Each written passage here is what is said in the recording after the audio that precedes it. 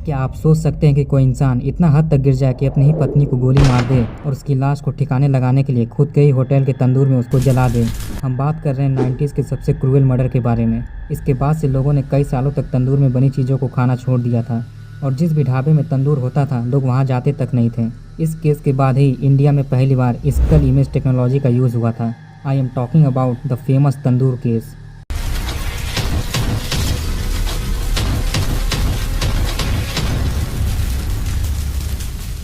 यह समय था 2 जुलाई 1995 की रात का। जनपथ रोड कनॉट प्लेस में एक होटल अशोक यात्री निवास के बगिया रेस्टोरेंट में आग की लपटें ऊपर उठती हैं। यह गेस्ट हाउस मेरिडियन होटल के सामने और जनपथ होटल के ठीक पीछे था। आज के समय में अशोक यात्री निवास की जगह पर संग्रिला होटल है। जब बगिया रेस्टोरेंट से आग की लपटें ऊंची ऊंची उठ रही थीं, तब एक औरत जिनका नाम अनारी देवी था, उन्होंने देख लिया और जोर जोर से आग आग चिल्लाने लगी। उस समय जनपथ एरिया में गश्त कर रहे पुलिस कांस्टेबल अब्दुल नजीर कुंजू और होमगार्ड चंद्रपाल ने इस शोर शराबे को सुना तो वहां पर गए। जब वो दोनों वहां पर पहुंचे तो सचमुच में आग की लपटें ऊंची ऊंची उठ रही थीं। जब कांस्टेबल अब्दुल उस रेस्टोरेंट के गेट से अंदर झांक कर देखते हैं तो अंदर 2 लोग दिखाई पड़ते हैं। फिर अब्दुल होमगार्ड को वहीं रोककर अंदर जाते हैं। अंदर घुसते ही गेट पर उस रेस्टोरेंट का मैनेजर केशव कुमार मिल जाता है। अब्दुल उस मैनेजर से पूछते हैं, ये आग की लपटें इतनी ऊंची क्यों उठ रही हैं और तुम लोग इसे काबू करने के बजाय और भड़का रहे हो। तब मैनेजर कहता है, हम यूथ कांग्रेस के कुछ पुराने पोस्टर्स और बैनर्स जला रहे हैं। कांस्टेबल अब्दुल तंदूर के पास जाकर देखने की कोशिश करते हैं, लेकिन केशव उन्हें रोक देता है और पोस्टर्स वगैरह जलाने की बात करके समझा बुझाकर वापस भेज देता है। कांस्टेबल को उस पर कुछ शक हुआ क्योंकि तंदूर से एक स्मेल आ रही थी, जैसे कोई मीट को बटर में फ्राई कर रहा हो। साथ ही साथ उन्हें यह भी डर था कि कहीं आग बेकाबू होकर आसपास के इलाकों को न जला दे। मैनेजर केशव अब्दुल को गेट के बाहर भेज देता है। जब केशव वापस अंदर चला जाता है तो अब्दुल रेस्टोरेंट के पीछे की दीवार कूदकर अंदर घुस जाते हैं, लेकिन केशव उन्हें देख लेता है और पास जाकर बहुत समझाता है कि वो पोस्टर्स जला रहे हैं। कांस्टेबल को कुछ गड़बड़ लगने लगता है कि अगर पोस्टर जल रहा है तो उसे पास जाकर देखने में क्या दिक्कत है। कांस्टेबल अब्दुल नजीर कुंजू ज़बरदस्ती तंदूर के पास जाते हैं और अंदर झांककर देखते हैं तो उनकी आंखें फटी की फटी रह जाती हैं। लेकिन कांस्टेबल ने ऐसा क्या देख लिया, यह जानने के लिए कहानी को शुरू से शुरू करते हैं। इस कहानी का सबसे मेन कैरेक्टर है सुशील शर्मा, जो दिल्ली यूथ कांग्रेस का प्रेसिडेंट था और इसकी मुलाकात ढेर सारे लोगों से होती रहती थी। इन्हीं मुलाकातों के दौरान यह नैना साहनी नाम की एक लड़की से मिला और नैना के जरिए ही इसकी मुलाकात मतलूब करीम नाम के एक आदमी से भी हुई। नैना और करीम बहुत समय से दोस्त थे। कॉलेज टाइम में ये दोनों क्लासमेट्स भी थे। सुशील और नैना काम के सिलसिले में मिलते रहते थे और धीरे धीरे इन दोनों को एक दूसरे से प्यार हो गया। आगे चलकर दोनों ने एक मंदिर में शादी भी कर ली। शादी के बाद गोल मार्केट एरिया में मंदिर मार्ग रोड पर स्थित एक सरकारी फ्लैट 8/2A में दोनों रहने लगे। लेकिन सुशील शर्मा अपने इस रिश्ते को समाज से छुपाने की कोशिश करता था और नैना साहनी दुनिया को बताना चाहती थी कि वो दोनों पति पत्नी हैं। इस वजह से दोनों में कहा सुनी लड़ाई झगड़े होने लगे थे। इन्हीं सब चीज़ों से परेशान होकर नैना अपने कॉलेज फ्रेंड मतलूब करीम से बात किया करती थी, लेकिन सुशील शर्मा को नैना का करीम से बात करना बिल्कुल भी पसंद नहीं था। सुशील के मन में इनको लेकर शक भी बैठ गया था, लेकिन वो कुछ कह भी नहीं पाता था। वो हमेशा नैना को करीम से बात करने से मना करता था, लेकिन नैना उसकी एक न सुनती, जिसकी वजह से उनमें और भी झगड़े होने लगे थे। इन सब झगड़ों से परेशान होकर नैना ऑस्ट्रेलिया जाने का प्लान बनाती हैं। इस बारे में वो करीम से भी बात किया करती थी। 2 जुलाई 1995 की शाम 7:30 बजे जब सुशील शर्मा अपने फ्लैट 8/2A में पहुंचता है तो उस समय नैना टेलीफोन पर किसी से बात कर रही थी। नैना ने जैसे ही सुशील को देखा वो फ़ोन रखकर वहां से चली गई। सुशील को नैना पर शक तो पहले से ही था, इसलिए वो जब भी आता तो टेलीफोन पर रीडायल करके चेक करता कि कहीं नैना करीम से तो बात नहीं करती हैं। लेकिन उस दिन जब सुशील ने फ़ोन का रीडायल बटन दबाया तो उस साइड से करीम ने फ़ोन उठा लिया और हेलो हेलो बोलने लगा। चूँकि सुशील करीम को पहले से जानते थे और उसकी आवाज़ भी पहचानते थे, इसलिए उसने फ़ोन पर उसकी आवाज़ पहचान ली और बिना कुछ बोले फ़ोन को कट कर दिया। इसके बाद वो गुस्से से नैना के पास गया और बोला, मेरे मना करने के बाद भी तुम उस करीम से क्यों बात करती हो। इस पर नैना ने कहा, तुम्हें इससे क्या मतलब, मैं चाहे जिससे बात करूं। इतना सुनते ही सुशील शर्मा गुस्से से पागल हो गया और अपना लाइसेंस्ड रिवॉल्वर निकाला और नैना पर 3 गोलियां दाग दी, जिनमें से पहली गोली नैना की गर्दन पर जा लगी और दूसरी सर पर लगी। तीसरी गोली मिस फायर होकर AC के ऊपर जा लगी। नैना साहनी की मौके पर ही मौत हो गई। जब सुशील शर्मा का गुस्सा शांत हुआ तो उसे एहसास हुआ कि उससे कितना बड़ा अपराध हो गया है। यह सब अचानक से हुआ था, कोई प्री प्लान मर्डर नहीं था, इसलिए वो बहुत घबरा गया। इसके बाद सुशील लाश को ब्लैक पॉलीथीन में लपेट देता है और ऊपर से चादर से ढक देता है। घर में फैले हुए खून के छींटों को साफ करता है। यह सब करने में करीब रात के 9 बज चुके थे। इसके बाद वो लाश को घसीटता हुआ लाता है और अपने मारुति 800 के बूट में जैसे तैसे करके रख देता है। अब उसे समझ नहीं आ रहा था कि लाश को कैसे ठिकाने लगाया जाए। यह सब सोचकर वो पूरे कनॉट प्लेस में अपनी कार को दौड़ा रहा था। थोड़ी देर बाद सुशील अचानक से अपनी कार को ITO ब्रिज की तरफ मोड़ देता है। अब वो अपनी कार को ब्रिज पर दौड़ाने लगा। कभी वो इस साइड से चलता, कभी उस साइड से, कभी कार को स्लो कर देता, कभी फास्ट। ऐसा करते करते रात के करीब 9:45 हो चुके थे। उसने प्लान बनाया था कि रात में जब इस ब्रिज पर कोई नहीं होगा तो नैना साहनी की लाश को यमुना नदी में फेंक देगा। बदकिस्मती से उस रात को ब्रिज पर बहुत ज़्यादा ट्रैफिक था। इसी ट्रैफिक के कम होने के इंतजार में वो कार को इधर उधर घुमा रहा था, लेकिन ट्रैफिक तो कम होने का नाम ही नहीं ले रहा था।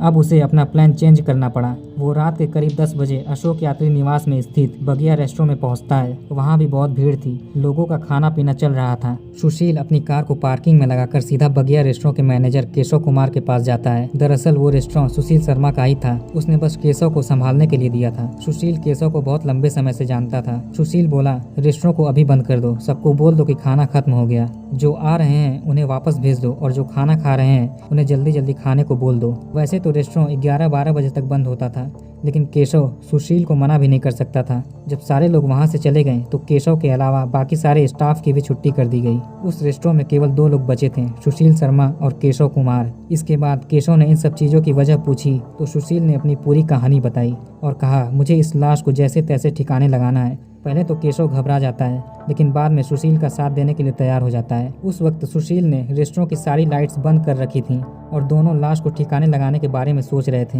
लेकिन उन्हें कुछ समझ नहीं आ रहा था। तभी सुशील की नज़र जलते हुए तंदूर पर पड़ती है और दोनों सोचते हैं कि इस लाश को तंदूर में जला देंगे और किसी को पता भी नहीं चलेगा। इसके बाद दोनों मिलकर नैना की लाश को कार से बाहर निकालते हैं। बेडशीट और काली प्लास्टिक को हटाकर नैना की लाश को सीधे तंदूर में डालने की कोशिश करते हैं, लेकिन तंदूर के लिए बॉडी बड़ी थी।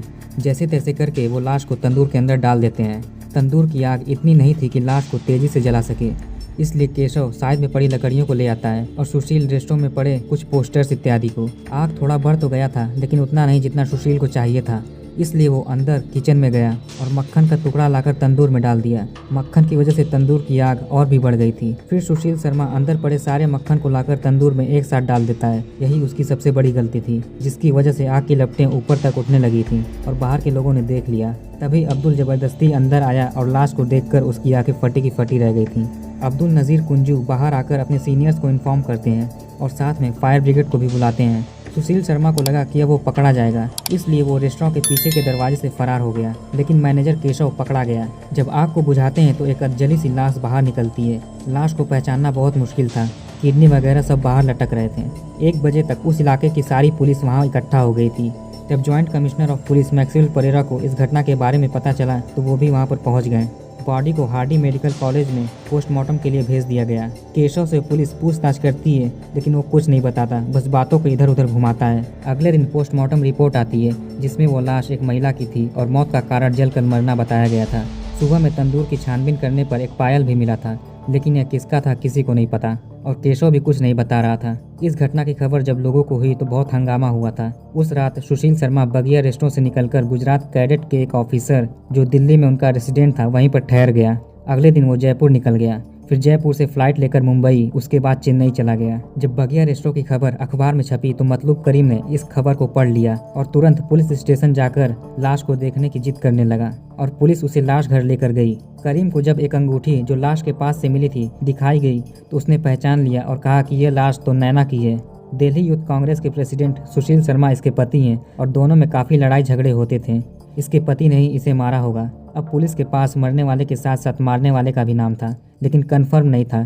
जब सुशील शर्मा की खोज शुरू हुई तो पता चला कि वो दिल्ली से गायब है। पुलिस को भी शक होने लगा। लोग पुलिस स्टेशन के बाहर अपराधी को पकड़ने के नारे लगाने लगे, जिससे पुलिस पर और भी प्रेशर बढ़ गया। पुलिस इन्वेस्टिगेशन के लिए उसी फ्लैट में गई जहाँ पर नैना और सुशील रहते थे। वहाँ पर पुलिस को बुलेट के शेल और खून के छींटे भी मिले। पुलिस कंफ्यूज हो गई क्योंकि पोस्टमार्टम रिपोर्ट के अनुसार मरने का कारण जलना बताया गया था। उपराज्यपाल प्रसन्ना भाई करुणा शंकर के कहने पर लाश का दोबारा पोस्टमार्टम हुआ, जिसमें पता चला कि मौत गोली लगने से हुई थी, फिर उसे जलाने की कोशिश की गई थी। मेडिकल कॉलेज में यह केस आज भी एक उदाहरण है कि पोस्टमार्टम क्यों 2 बार करना चाहिए। पुलिस कंफर्म हो गई कि जिसको फ्लैट में गोली मारी गई थी उसी को इस तंदूर में जलाया गया। पुलिस यह पक्का करना चाहती थी कि यह लाश नैना साहनी की ही है और करीम ने केवल अंगूठी देखकर पहचाना था, इसलिए नैना के घर वालों को बुलाया गया। बॉडी की हालत देखकर उन्होंने पहचानने से ही मना कर दिया। इसके बाद इंडिया में पहली बार किसी इन्वेस्टिगेशन के लिए स्कल इमेज टेक्नोलॉजी और डीएनए टेस्ट का यूज़ हुआ। हैदराबाद से एक टीम बुलाई गई। नैना साहनी की लाश और घर वालों का ब्लड सैंपल लिया गया। स्कल इमेज टेक्निक से काफ़ी हद तक नैना का चेहरा सामने आया और डीएनए टेस्ट से भी कंफर्म हो गया कि यह लाश नैना साहनी की ही है। इसके बाद केशव ने हार मानकर पूरी सच्चाई पुलिस को बता दी। लेकिन नैना साहनी को मारने का मोटिव क्या था केवल सुशील शर्मा को ही पता था, जो फरार हो गया था। पुलिस अपनी पूरी ताकत से सुशील शर्मा को ढूंढने लगी। इधर सुशील शर्मा मद्रास में अपना हुलिया बदलने के लिए बाल मुड़वा लेता है और एक वकील की मदद से कोर्ट में अग्रिमी जमानत की अर्जी डाल देता है, जिसके लिए वो बयान देता है कि उसे किसी झूठे केस में फंसाया जा सकता है। फिर वहाँ से भागकर वो बेंगलोर आ जाता है, लेकिन किसी तरह से दिल्ली पुलिस को पता चल जाता है कि वो बेंगलोर में है। दिल्ली पुलिस बेंगलोर की पुलिस से सुशील शर्मा को अरेस्ट करने को कहती है। जब यह बात सुशील शर्मा को पता चली तो उसी वक्त उसने कोर्ट में जाकर सरेंडर कर दिया। 10 जुलाई 1995 को दिल्ली पुलिस सुशील शर्मा को बेंगलोर से गिरफ्तार कर दिल्ली ले आती है और पूछताछ शुरू करती है, लेकिन सुशील बात को इधर उधर घुमाता है। अंत में जाकर वो अपना गुनाह कबूल कर लेता है और पुलिस को उस रात की सारी कहानी सुनाता है। पुलिस ने सुशील से कहा, अगर तुमने हत्या के बाद गुनाह कबूल कर लिया होता तो कम सज़ा होती, लेकिन अब तुम्हें फांसी से कम सज़ा हुई तो नाइंसाफ़ी होगी। इसके बाद पुलिस ने चार्जशीट तैयार की और दिल्ली लोअर कोर्ट में ट्रायल शुरू हुआ। 1995 से 2003 तक यह केस चला, जिसमें सुशील शर्मा को 7 नवंबर 2003 को फांसी की सज़ा हुई। कोर्ट ने यह भी कहा कि जिस तरह से बॉडी को तंदूर में डालकर जलाया गया, इसके लिए फांसी से कम सज़ा हो ही नहीं सकती। इसके बाद रेस्टो के मैनेजर केशव कुमार को हत्या छुपाने और सबूत मिटाने के जुर्म में 7 साल की सज़ा हुई। सुशील शर्मा ने फांसी के फैसले को दिल्ली हाई कोर्ट में चैलेंज कर दिया। 4 सालों तक इसकी सुनवाई हुई और 19 फरवरी 2007 को फांसी की सज़ा को बरकरार रखा गया। अब सुशील शर्मा सुप्रीम कोर्ट में चला गया। वहाँ 2007 से 2010 तक ट्रायल चलता रहा और 8 अक्टूबर 2013 को सुप्रीम कोर्ट ने लोअर कोर्ट और हाई कोर्ट के फैसले को पलट कर रख दिया। सुप्रीम कोर्ट का कहना था कि यह कोई प्री प्लान मर्डर नहीं था, जो भी हुआ अचानक आए गुस्से की वजह से हुआ। यह हस्बैंड वाइफ का मामला था और सब कुछ शक के कारण हुआ। इस मर्डर से पहले सुशील शर्मा का कोई भी क्रिमिनल रिकॉर्ड नहीं था। सुप्रीम कोर्ट ने सुशील शर्मा को उम्र कैद की सज़ा सुना दी। इसके 2 साल बाद सुशील ने पेरोल के लिए अपील की, क्योंकि 1995 से अब तक यानी 2015 तक सुशील शर्मा 20 साल की सज़ा काट चुका था। कुछ दिनों बाद कानून के किसी नियम के अनुसार उसे वापस से जेल में जाना पड़ा। जेल में अच्छे आचरण और 23 साल से ज़्यादा की सज़ा के बाद 21 दिसंबर 2018 को उसे जेल से हमेशा के लिए रिहा कर दिया गया। बाहर आने के बाद उसने एक इंटरव्यू में यह माना था कि जो कुछ भी हुआ था अचानक से हुआ था और इसी चंद सेकंड ने उसके 23 साल बर्बाद कर दिए।